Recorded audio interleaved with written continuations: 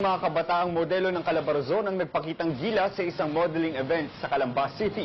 Nagpapatrol, Phoebe Ray. Imbis na ubusin ng kanyang anak ang oras sa paggamit ng mga electronic gadgets sa bahay, naisipan ng inang si Sonia na i-enroll ang anak sa isang modeling school. Yung enjoyment ng anak ko. Kasi alam natin yung passion ng mga teenagers. Para kay Sonia, malaki ang naging tulong nito sa kanyang anak dahil bukod sa naging kapaki-pakinabang ang oras nito ngayong bakasyon, na-develop pa ang kanyang mga talento.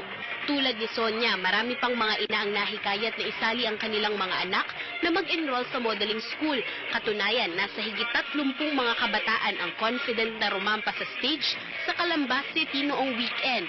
Ayon sa organizer ng event, layo ng kanilang programa na hindi lamang hasain ng iba't ibang talento ng mga kabataan, kundi para na rin masigurong na ilalayo sila sa masamang bisyo.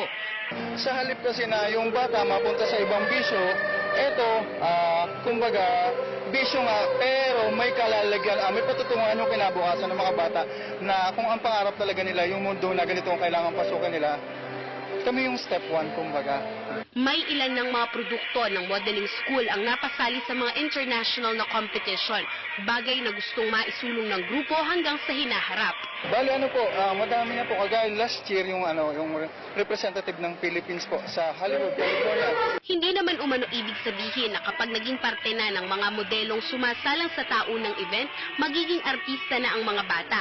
Kinaklaro umano ito ng managing director ng Rampa Republic, pero ang nagustuhan ng mga magulang na tulad ni Sonia sa programa, nagiging mas sanay ang mga bata na makihalubilo sa ibang tao at maboost ang confidence ng mga ito.